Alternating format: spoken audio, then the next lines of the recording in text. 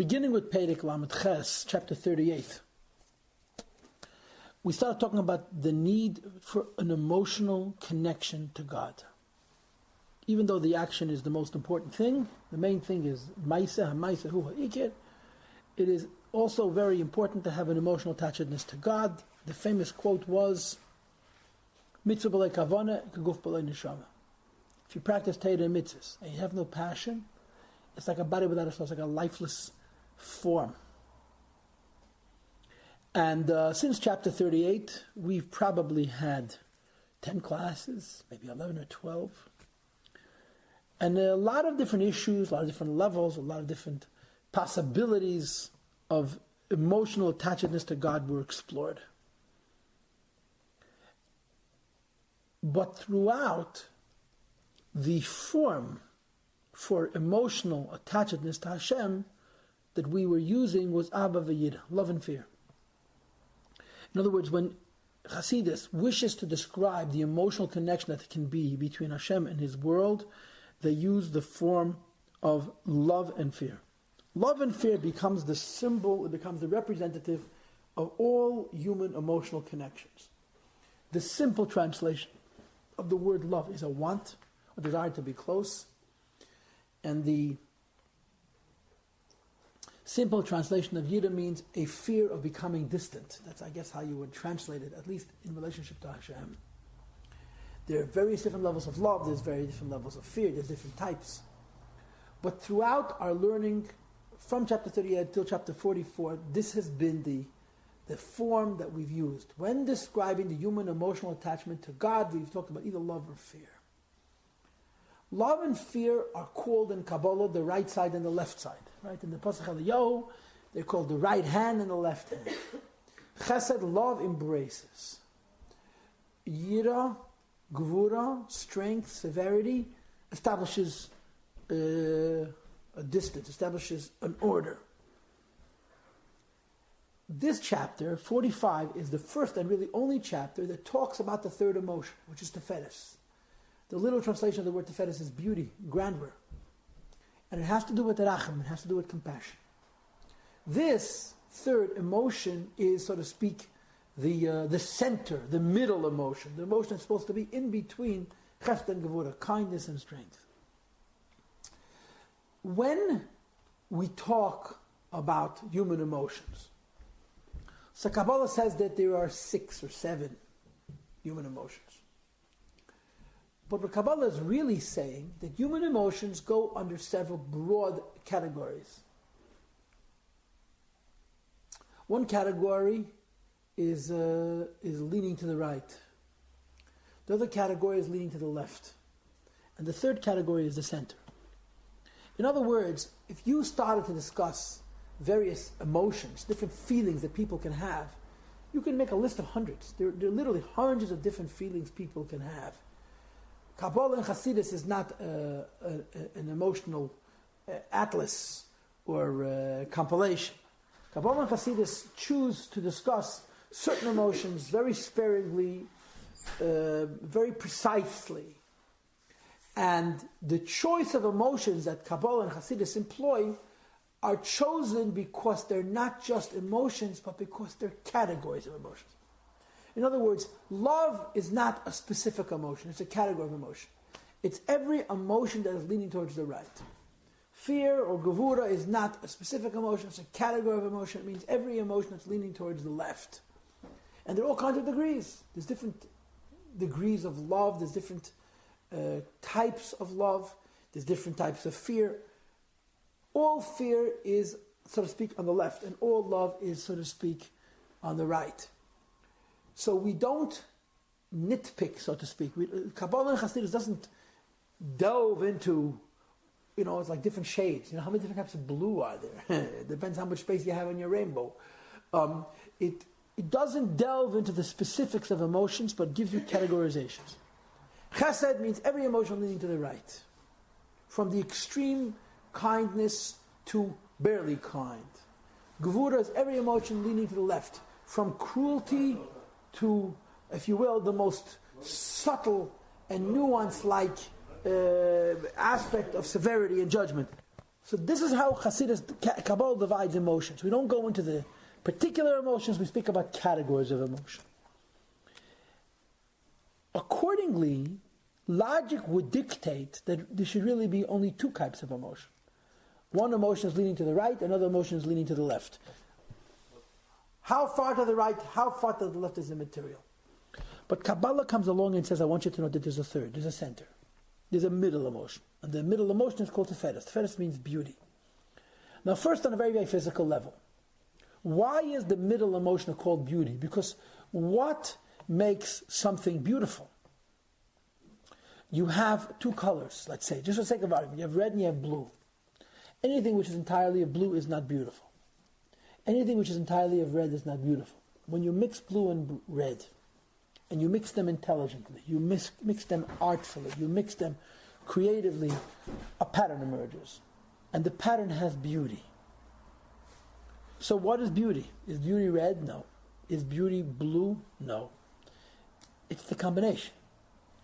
But the combination adds nothing to the red, adds nothing to the blue. So how, by using red and blue, which by themselves aren't beautiful, and converging them, do you get an emergence of beauty? And of course the answer is a creative mind, an artist. The person who is making the beauty is above the realm of colors. The beauty in the pattern or in the sequences of red and blue is not a color. There is no third color when you combine red and blue to create beauty. It's simply a third entity, an organizer. So red is a color, blue is a color, beauty is not a color. It's the relationship between colors. In other words, a color is a physical thing, or it's a physical wavelength. Beauty is not a physical wavelength. It's an idea. So Hasidus says like this: every midah leaning to the right would be like a color, a shade of blue. Every midah leaning to the left would be like a shade of red. Tiferes is not a color. Tiferes is the possibility for fusing red and blue in a constructive way. In other words, what I'm trying to communicate to you is Tiferes is not a third emotion. Tiferes is an expression of a higher idea that employs the emotions of Chesed and Gevura to create a convergent or a manifest or an emergent beauty. So beauty is not another concept. Beauty is simply bringing together things that by themselves are bland or plain, and the combination creates the beauty of it. And the same is true in numerous different examples.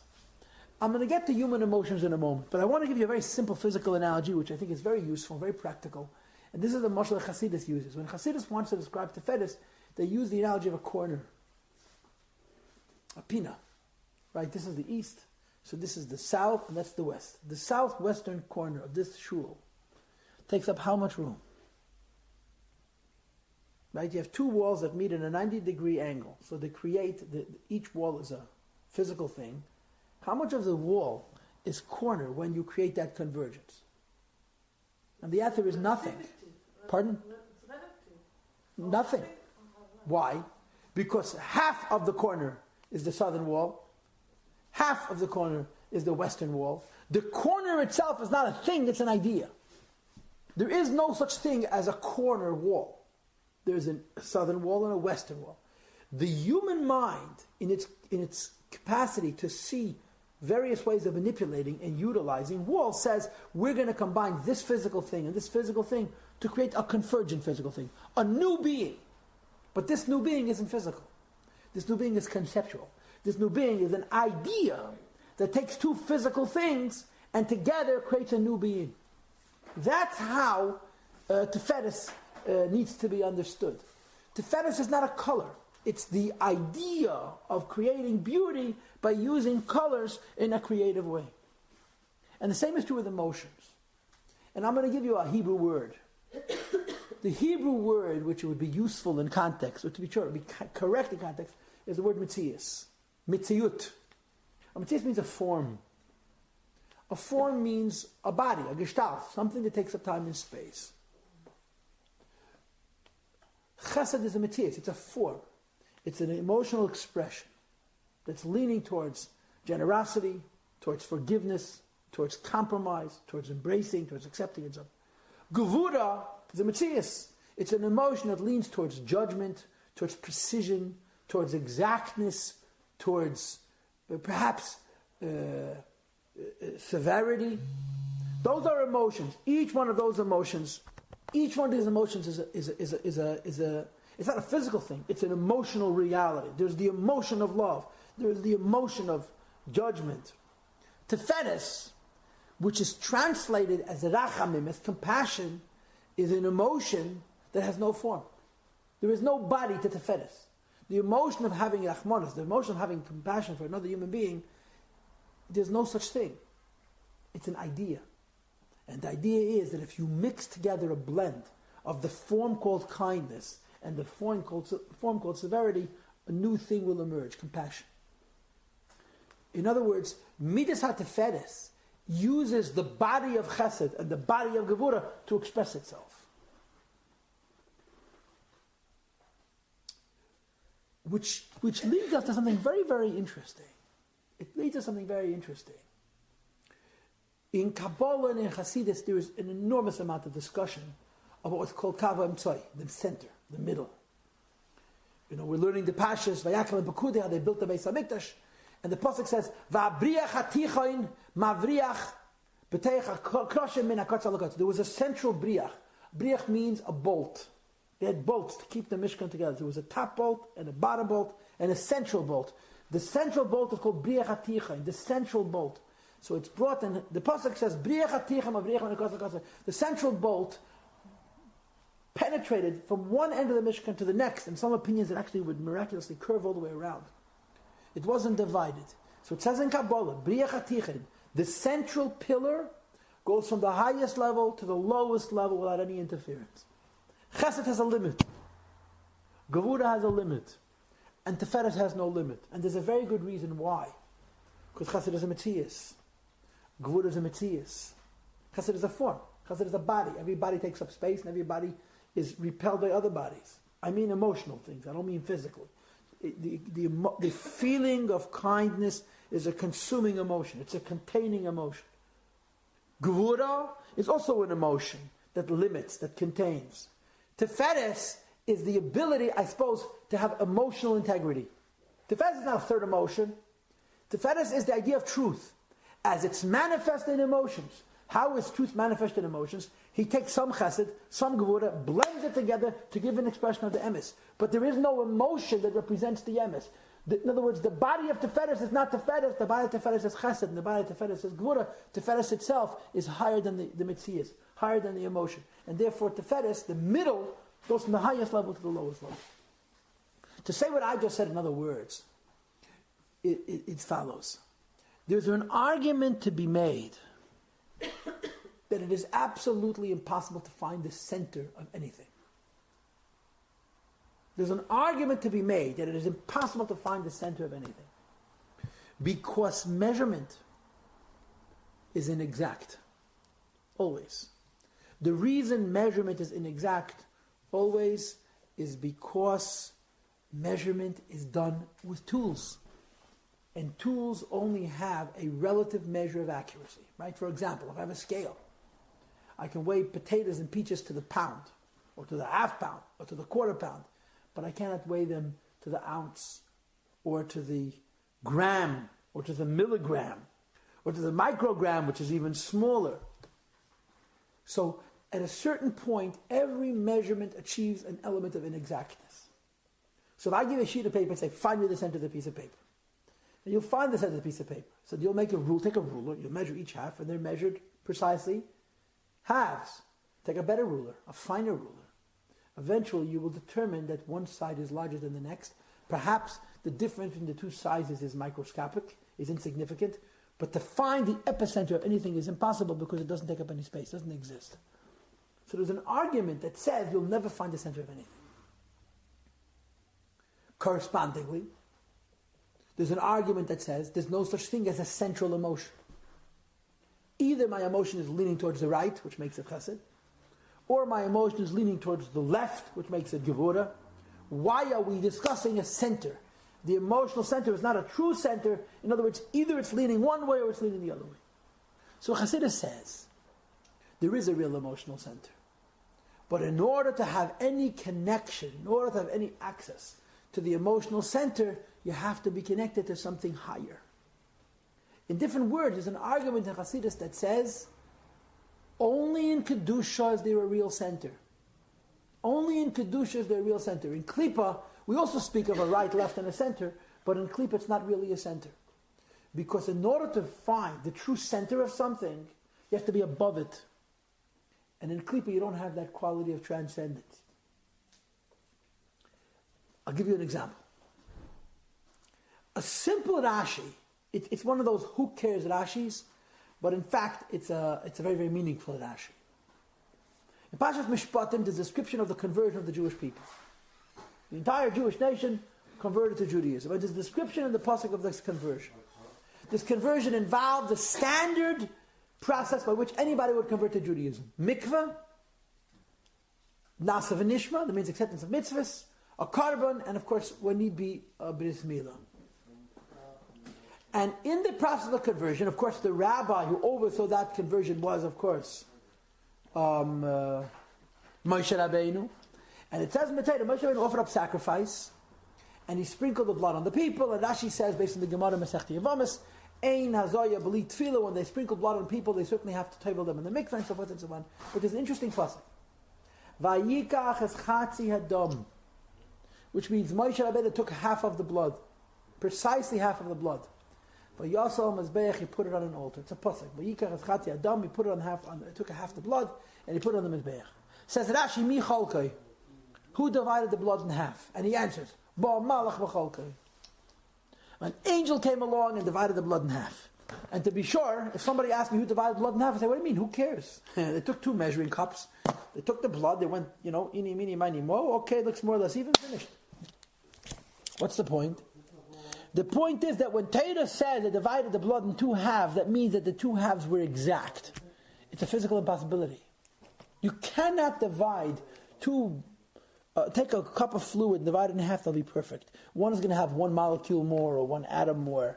Says the Torah, when the Eibishter told Moshe Rabbeinu to convert the Jewish nation, and the blood had to be half sprinkled on the Mizbeach, and half sprinkled on the people, it had to be perfect division in halves. How could such a thing be? An angel was able to divide it. You know why angels? Because angels are not physical.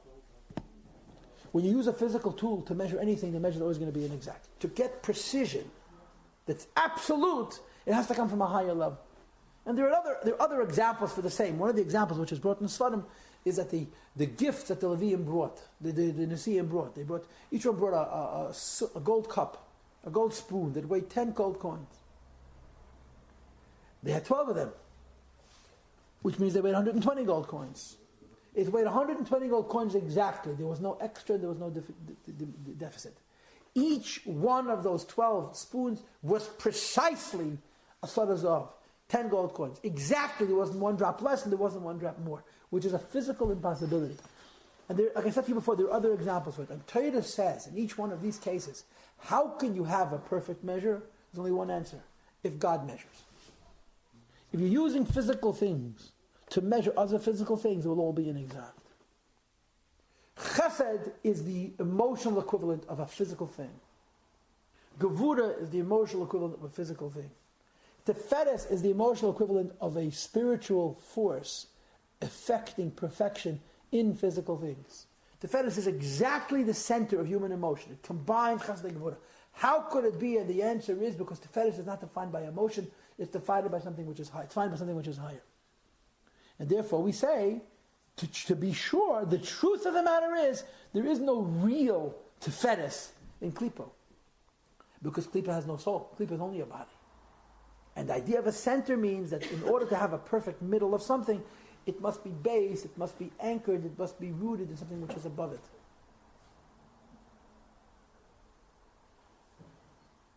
And that's the content of Midas HaTiferes.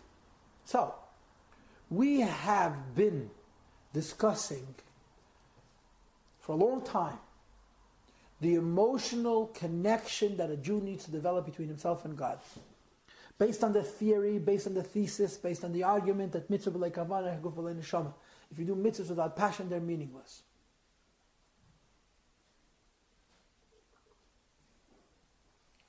And the emotions that we always talked about was either love or fear. the emotion of feeling a desire to be close, or the emotion of... So throughout, we've been learning about feelings for Hashem, either based on a desire to be close, which is love, or a concern of being separated, which is fear.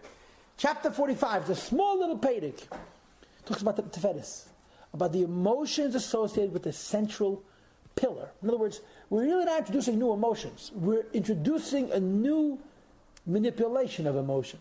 Tefedes, the center, is not a third emotion. It's simply utilizing the other two emotions to create a depth, a center. And I would like to incorporate here a commentary, and that is that Memhei 45, which has to be Gematria Adam for those who care, also connotes the theme of bittul, of humility. And I would like to propose that it's not by accident that the Alter Rebbe leaves the discussion of Tefedes, of Midas Harachamim, for this chapter 45, because I think there's a link between the idea of bittul and the capacity of Midas Tefedes. We're going to use 3 forms for Tefedes. In other words, 3 different emotions are going to be described as being in the center. The first is compassion, Rachamim. The second is Nishikin, is a kiss, is a dveikus, is attachedness. And the third, which is not even in chapter 45, it's mentioned in chapter 9, but we're going to discuss it, is joy. In discussing the central pillar of human emotion, which means to say, the idea that there can be integrity in human emotion, because you're bringing into the human emotion something higher, we're going to have 3 expressions. Rachamim, compassion.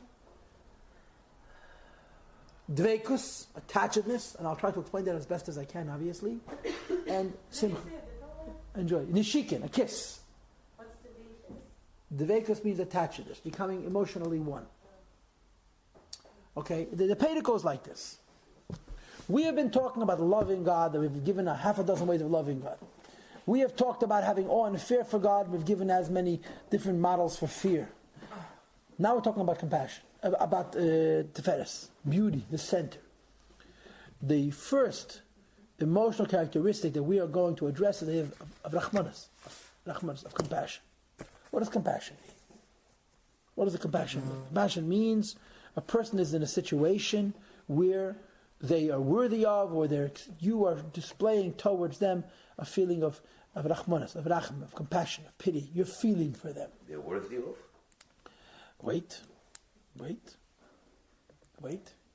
So let's go through the psychology of this.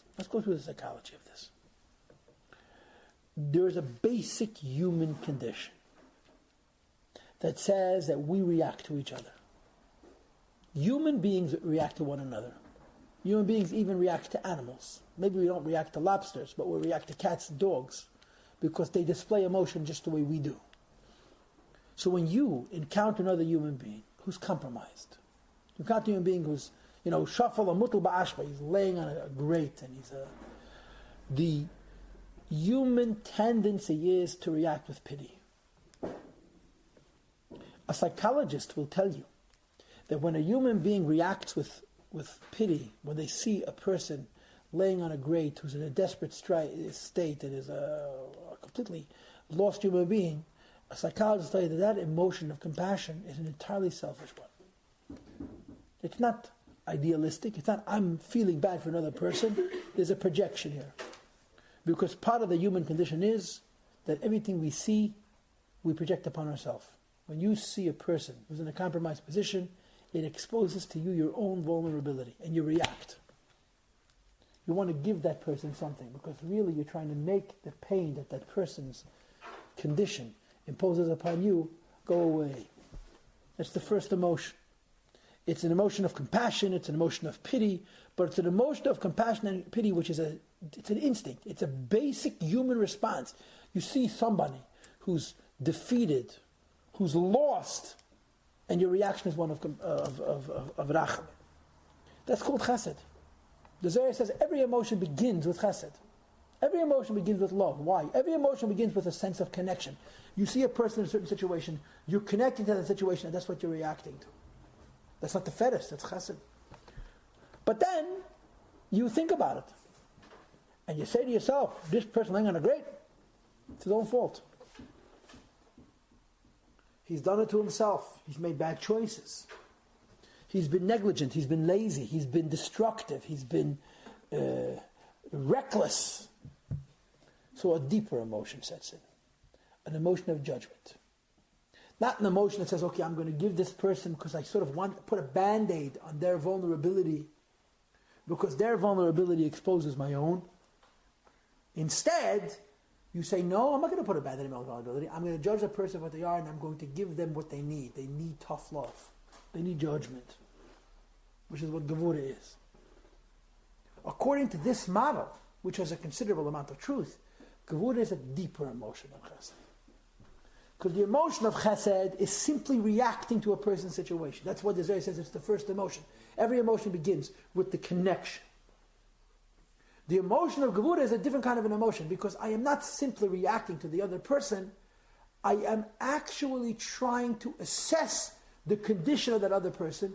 And the second emotional response, the emotional response of Gevura, is I'm judging that person not because I'm a bad person, but because I'm trying to ascertain the truth of that person's condition. And if it's their fault that they're in the situation they're in, or worse, if my giving them and my helping them will contribute to the disaster and to the tragedy they've created for themselves, it's not a positive act, it's a negative act to be generous. So Midas HaGevura says, no, I won't give because it's undesirable. It's emotionally negative because I'm feeling that person. I'm not just feeling myself in that person. On the other hand, when Midas HaGevura determines that the person is in need, Gevura doesn't give dollars. Gevura gives $100. In other words, the emotion of Gevura is not mean. It's just discerning. It's judging. And when a person feels another human being, he says, I want to feel that person's situation for what it really is. So if that person is in a difficult situation, and it's because of their own neglect, the Midas HaGevura is going to say, no, we have to be judging of that person.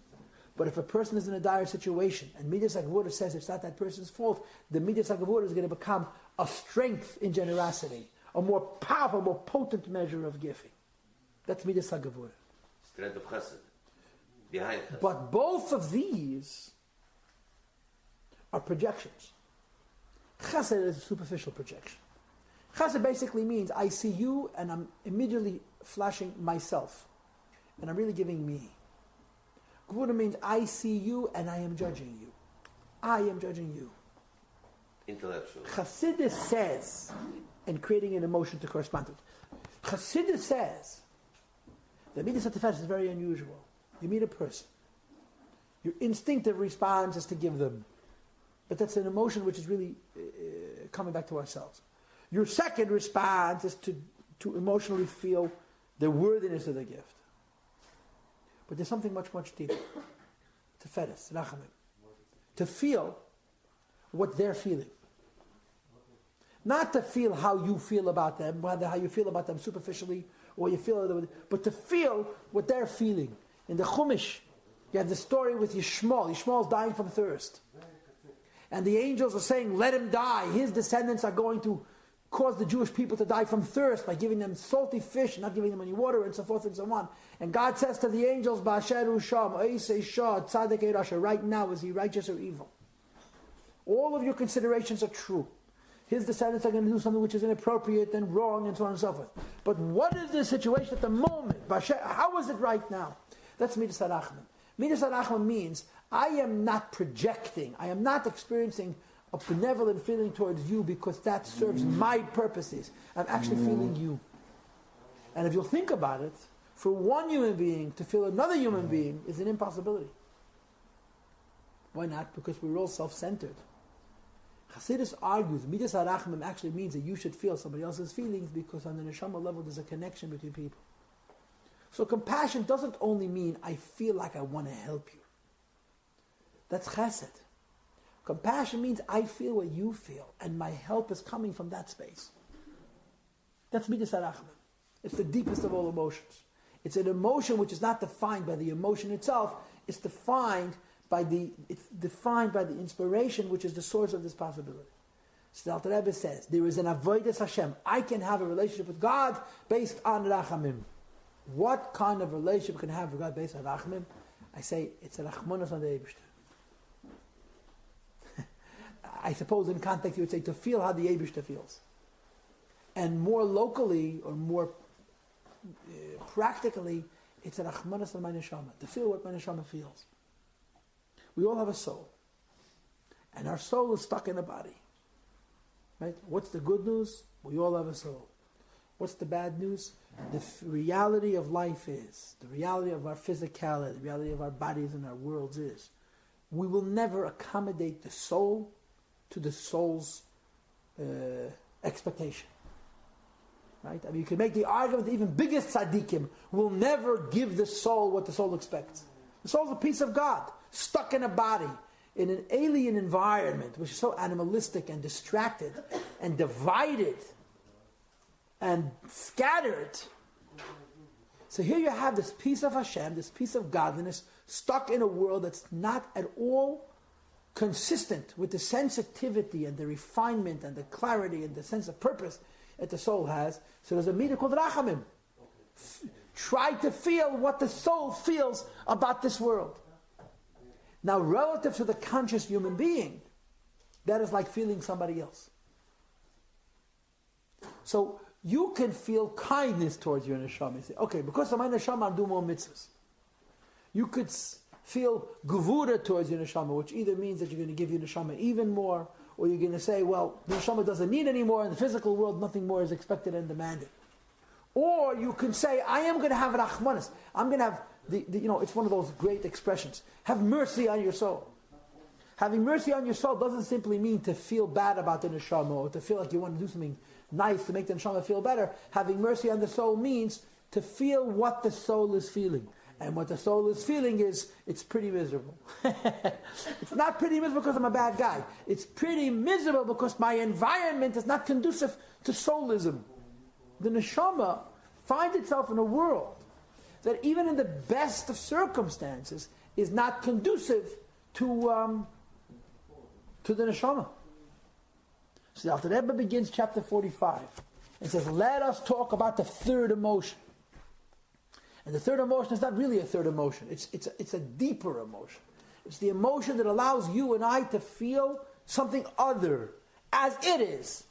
And in this case, the something other that we want to feel as it feels is the neshama. It's called having rachmanas on the neshama. And of course the argument is that you don't have to do anything wrong to feel bad for your neshama.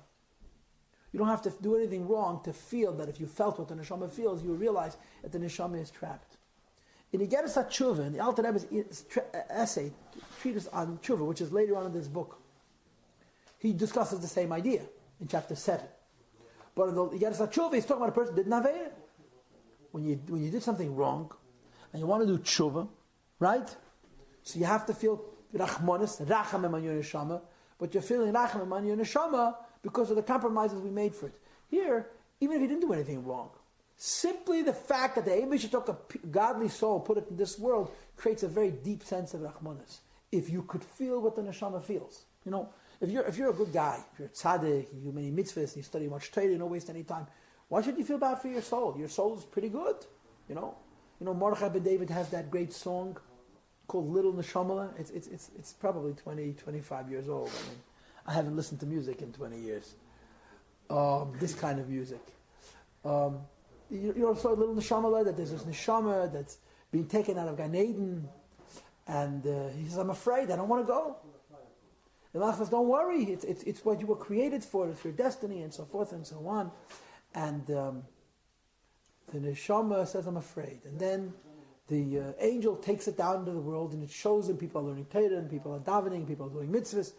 And then it shows, okay, looks not bad, I'll join that community. And the Malach says, listen, there are all these beautiful communities, but I can't promise you where you're going to end up. And one other thing, by the way, right before you leave my hands, I'm going to give you a little pinch on the lechi, that's Lashon Gemara, the cheek, and you're going to forget everything. And you're going to become part of the world into which you're going. And the neshama says, I don't want. And the Rebbe says, this is your purpose. So even if a neshama is sitting in a community of learners and daveners, and so much Yiddishkeit is going on, if you could feel what the neshama feels, the Rachmanis is still there. And then of course the Alter Rebbe compounds it. He says, what if Somebody did something wrong once in his life. Of course, everybody here is perfect. If they weren't perfect, they wouldn't be in this class. But That's why it's so small. everybody knows somebody who knows somebody who's imperfect. So then the Rachmanis is compounded. It's not just that it's a Rachmanis. If I feel what my neshama feels, it's a Rachmanis of my neshama because it's stuck in this world. It's stuck in the iniquity and the mistakes and the errors and the compromises and the negative things that I've done. And he says this is like an additional shackle, another level of imprisonment, right? If you're the neshama, right? What is the ultimate desire of the neshama? Which is truly the ultimate desire of every creation, to be free. What does it mean to be free? To be able to express itself. When the neshama is in this world, its ability to express itself is compromised. When the neshama is in this world and has been compromised through earlier actions, its inhibitions are increased. And it's rachmanas on the neshama. So the Alter Rebbe says there's a concept of rachamim. Rachamim doesn't mean I'm feeling kind towards the soul. That's chesed.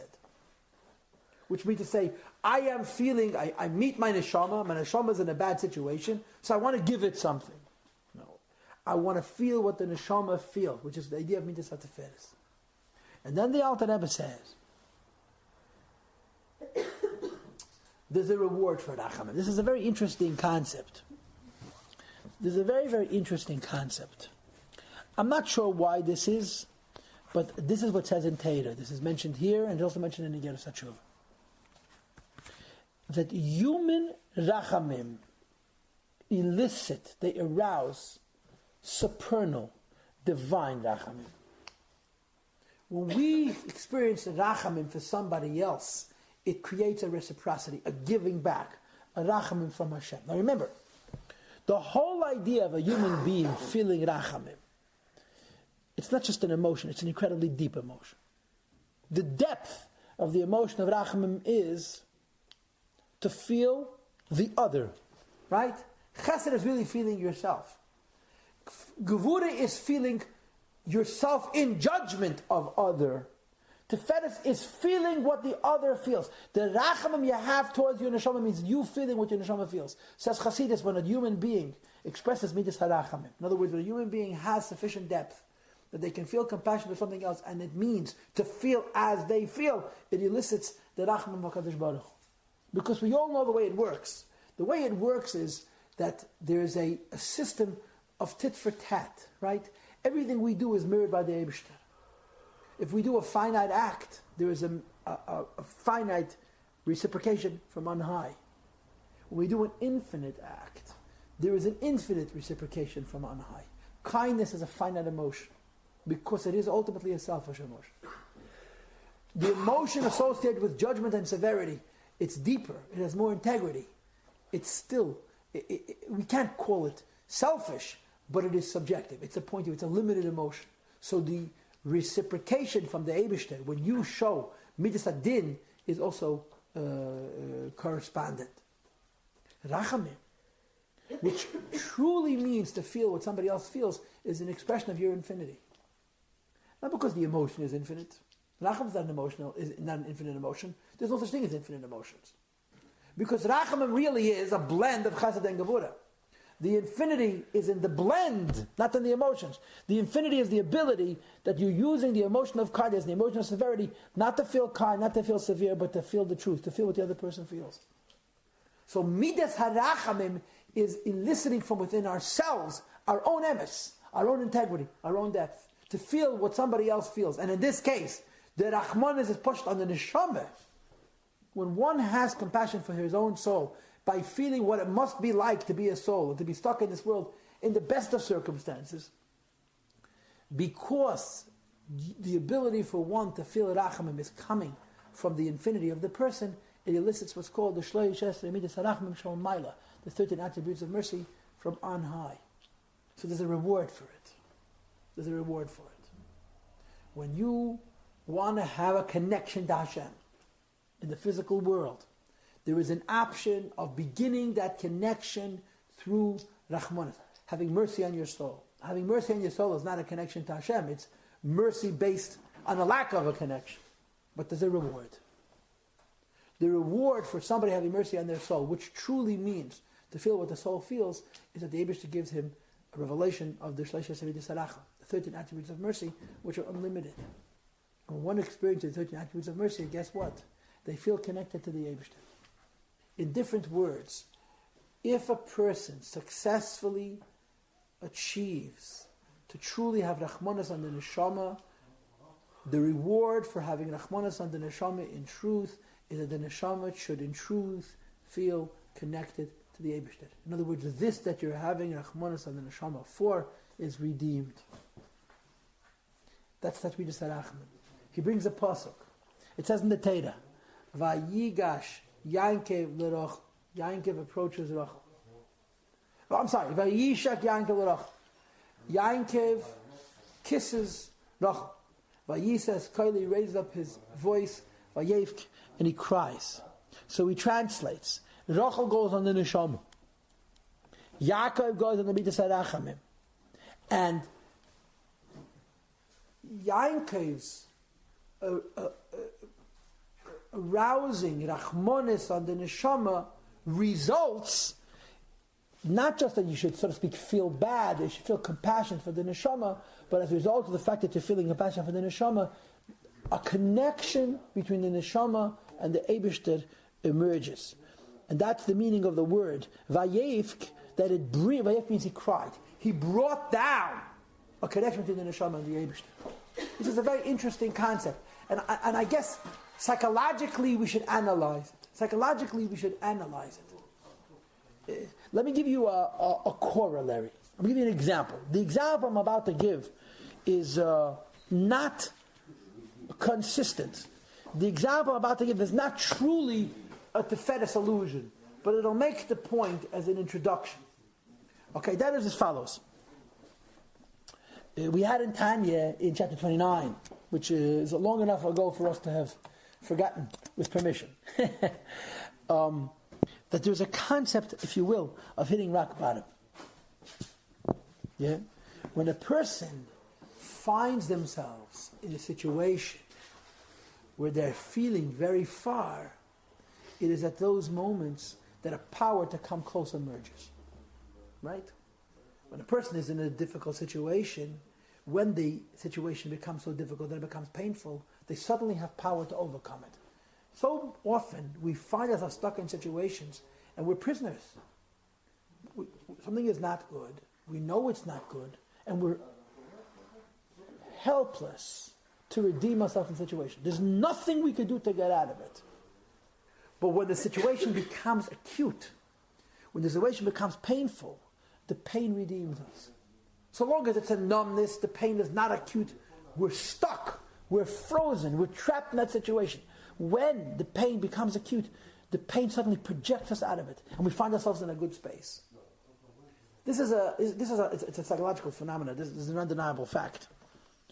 We're talking about a similar idea, but here we're talking something very, very spiritual. When you have Rachmanas on the Neshama, you're Rachmanas on your Neshama, which means you're feeling as the soul feels. You're not projecting, you're not saying, if I were the soul, I would feel such and such. But somehow you manage to feel what the Neshama feels. The Neshama belongs one with Hashem and it's stuck in a body. What does it feel like to be in the Neshama in the best of terms? That feeling what the Neshama feels results, it's so to speak a boomerang effect, that the Neshama should actually become attached to the Eibishter. And that's the touch of Vayevk. The Rachmanis, the compassion that we have for our Neshama brings out a Rachamim Shal Maila. When we have Rachmanis in our Neshama, in other words, when we somehow figure out how to become attached to our Neshama on the inside and to feel what the Neshama feels, we redeem the Neshama. This is the Avodah of Midas HaTiferes. This is the middle pillar. We're talking about, the context is, I want to have an emotional relationship with the Eibishter. Right? So we talked about the emotion of love at length. We talked about the emotion of severity, judgment, fear at length. Now we're talking about the emotion of compassion. So there's two parts to the compassion. The first part of the compassion is the feeling of how distant the Neshama is from the Eibishter. But there's a reward for that. When we successfully feel the Rachmim and the Neshama, it reveals Hashem's Rachmanis, and the Neshama no longer is distant from the Eibishter. The Neshama actually becomes close to the Eibishter. And that's the other side of the coin. If we're able to feel how the Neshama feels about being in this world, that successfully in some way redeems the neshama from that situation. In other words, the neshama is empowered with a feeling of a rich connectedness to the Eibishter. And that's midas hateferes. That's midas harachma. That's the reward, so to speak, for midas harachma. And there are a number of different terms that are employed to allude to this. There are a number of different ways of describing this concept. Okay? But before I go on to allusions and to forms, let me say this in simplistic words, in much more simple words. The more simplistic way to say it is as follows. Listen. I grew up as a teenager and as a young adult in a yeshiva. We learned lots of Hasidus. And of course, the teacher of all teachers was Rabbi Khan. He was the master, Mashpia, and he taught Hasidus to all of us. He taught Hasidus to all of our teachers. And there were classic yoyalisms. There were his expressions, his style of communication. And one of the things that he would frequently say in a variety of different contexts is, when you love God, there are two things. You and God. And the love, which is the third entity, which is the bridge between you and the Eibishter. When you're awed by God, so there's two things. There's you and the Eibishter, and the emotional bridge between the two. When you experience compassion for the neshama, and as a result, you get an experience of closeness to the Eibishter, that's not, there's two things. There's you and Hashem, and that Hashem is giving you an experience of godliness which makes you feel closer to Him. There two is becoming one. Not two is connected because of a third, but two is becoming one. Ultimately, we all understand that the neshama is one with the Eibishter, but the neshama is hidden. And we talk about a variety of different types of love, including certain spiritual love, certain soul-like loves. But there's something very special about this rachamim, this middle pillar. Feeling, having mercy on the soul, for lack of words. And that the reward for having mercy on the soul is revelation of the divine mercy, is in effect saying the two is becoming one. The neshama which is stuck in the body, which is separate from Hashem, that wishes to have an emotional attachedness to the Eibishter, is achieving that emotional unity as a result of your Rahman that you're having on your neshama. So there's a big difference between the emotional connection to Hashem of love, the emotional connection to Hashem of awe, and the emotional connection to Hashem of compassion. In love and fear, I'm using an energy to create a connection between me and Him. In compassion, I'm using an energy to establish or to reveal our deeper unity, our intimate unity. Now, the Rebbe immediately says, so the terms, the fancy terms that denote this is dapkus rucha berucha, which means to say the cleaving of one soul and the second soul, or alternatively, nishikin, a kiss, as opposed to chibuk, which means a hug. A kiss, or nizdapkus rucha berucha, what does it mean? It means to say if two people, on the biological level, the physical level, two is always going to be two. On the spiritual level, there's a possibility for the two to become one. But only on the spiritual level. Two bodies are never going to become one body. But on the soul level, there's a possibility for the meeting of a soul with a soul, where they should merge, become one. Similarly, kvayochel, there's a possibility for there to be a dveikus between the Yid and the Eibishter. Midas HaRachamim reveals this dveikus. But the Alter Rebbe immediately follows it up, and he says, if a person successfully achieves, so to speak, to kiss God. Kiss God means to say that the spirit of the person and the spirit of God are joining, becoming one. Two is becoming one. The translation of this unity must immediately be physical, behavioral. And the physical manifestation of this connection is in mitzvahs, because when a Jew performs a mitzvah is a hug, is an embrace, holding God. And in Torah is a kiss. Torah is an attachment to the Eibishter. And of course, deeper than the Torah is the emotion itself, is the rachamim itself. If mitzvahs are a hug, and Torah is a kiss, the rachamim is a dveikus. The compassion, the sense of rachmanis that the person feels for the neshama, which results in Hashem revealing that rachamim is the fusion of two souls. And that's the pshat midas haracham, that's the pshat midas hateferes. The central theme. In short and in summary, what we just learned it's quite deep. But what we just learned is that there's another concept of human emotion. It's the concept of human emotion which is not really defined by emotion, it's defined by integrity and depth, right? The central theme, the central beam, is not a particular emotion. It's using a combination of chesed and gevura to express something which is higher than both. This central emotion of rachamim is an emotion that, because of its integrity, allows a yid to feel a oneness with Hashem, and that the expression of that oneness is manifest in mitzvahs, which is called a hug, in Torah, which is called a kiss, and of course in the spiritual attachments between the Jew and the Eibishter, which is called the dvekas, a merging of souls, like two electrons. You put them next to one another. Two atoms.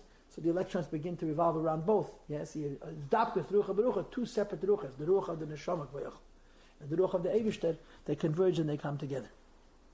And he says that if somebody successfully does what we're describing, which is not simple at all, somebody has rachmanos in his neshama, compassion in his neshama, and the meaning of having compassion in neshama is to feel what the neshama feels, and the result of that is there's a certain rachamim, a certain dveikos that Hashem reveals in this person. The connection that person is going to feel with the Eibishter is going to be an infinite connection. It's going to be a very, very powerful connection. And he quotes the pasuk, which he already quoted in chapter 32, L'Yaakov asher podas Avram, which means literally Jacob who redeems Abraham. Yaakov Avinu redeems Avram Avinu. What does this mean, Yaakov redeems Abraham? Last time I checked, Abraham is the first of the forefathers, Yaakov is the third of the forefathers. There is no historical record of Yaakov redeeming Avram Avinu. So he answers, Avram Avinu is midas chesed. He loves God. Avram Avinu was a very pious man, had a lot of love for God, but love is a limited emotion. L'Yaakov asher podas Avram, Yaakov's rachamim, Yaakov's compassion, which is also a positive emotion, like Avram midas chesed. But it's an infinite emotion, because it's an emotion that has to do with integrity and depth.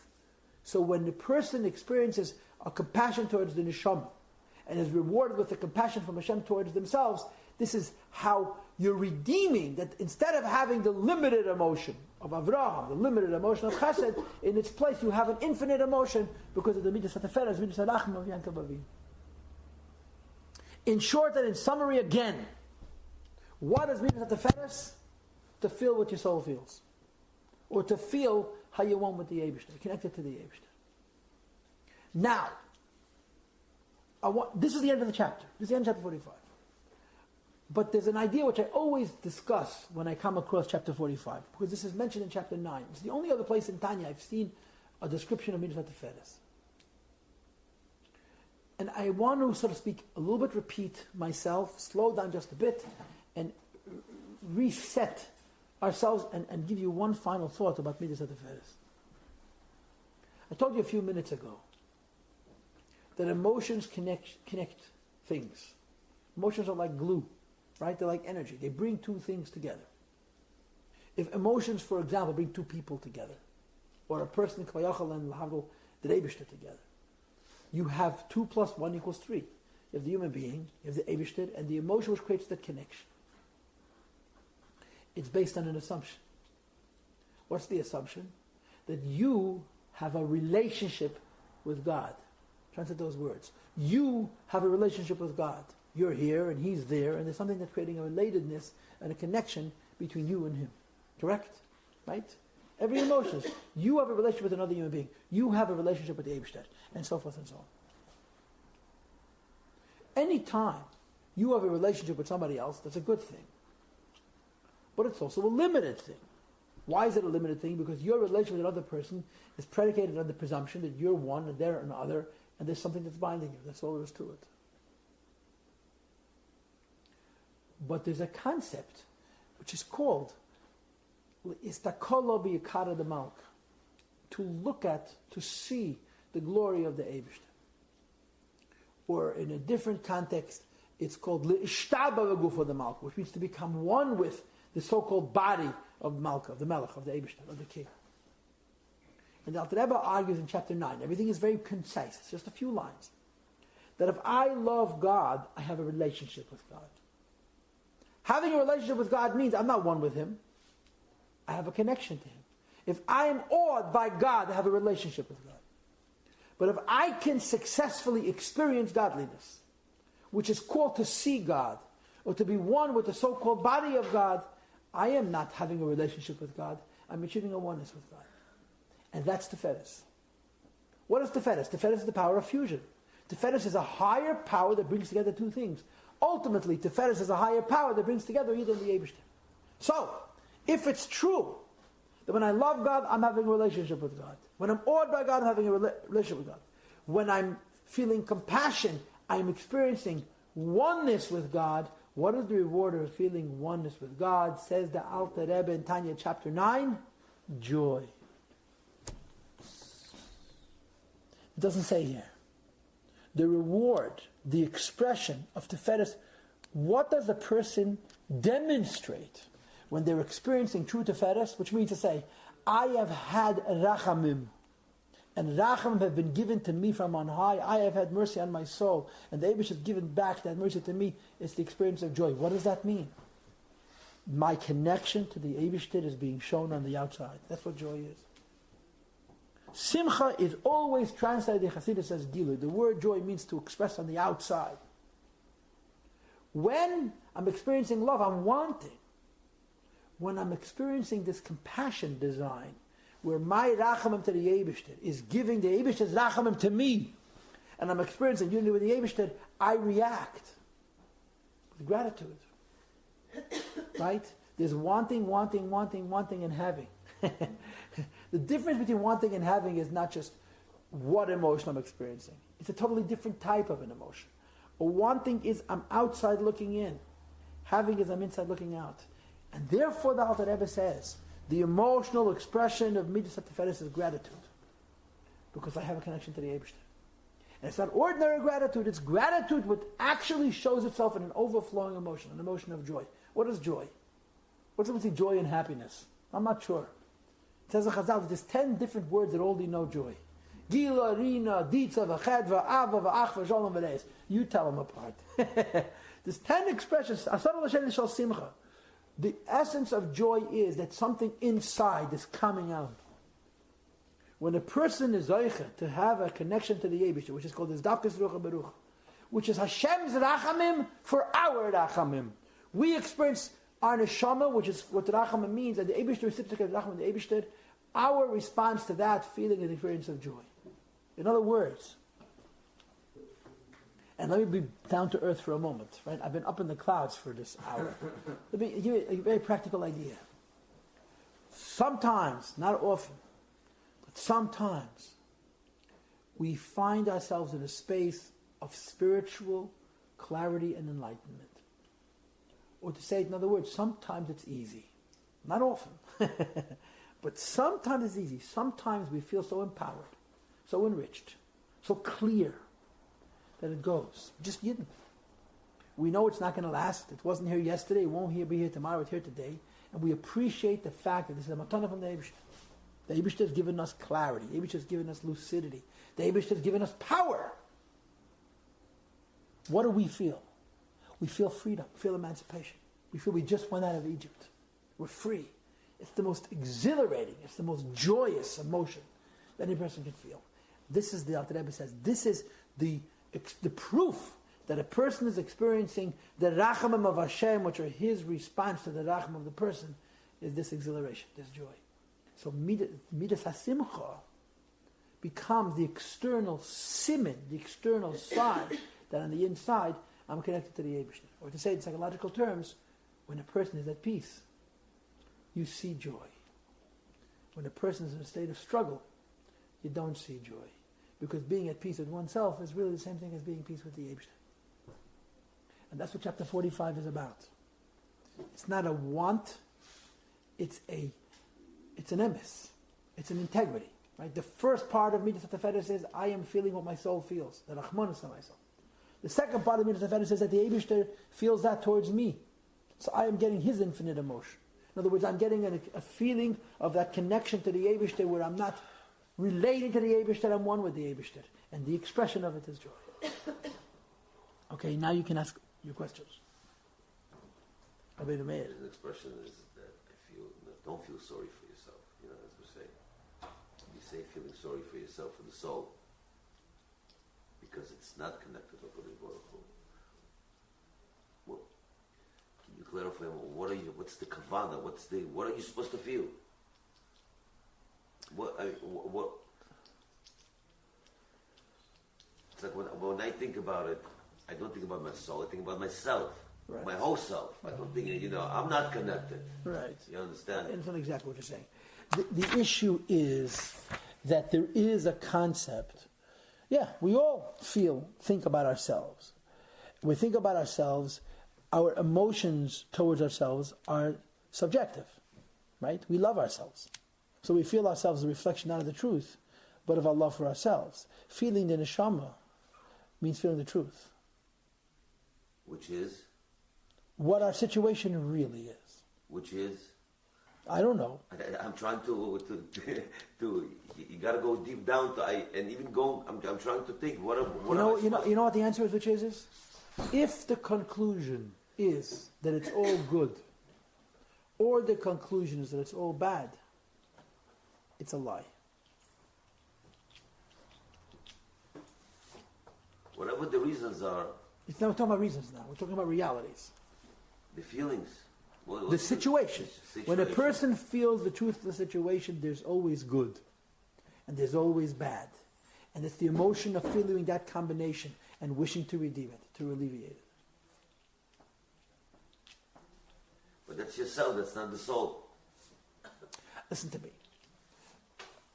I'm trying to give you a practical use for this. Okay. The reason I'm saying that this is the soul is because it's the truth. And most of us, most of the time, shy away from the truth when it comes to ourselves. So it's good enough. It's not the soul, but if we could only have that much integrity, we're not bad. To start. So when a person is in a state of joy, that's the joy is already a reward. The joy means that the Eibishter has rewarded my emes with his emes. My emotional pursuit of the truth has been rewarded by the Eibishter giving me a feeling of his emes, and then there comes the joy.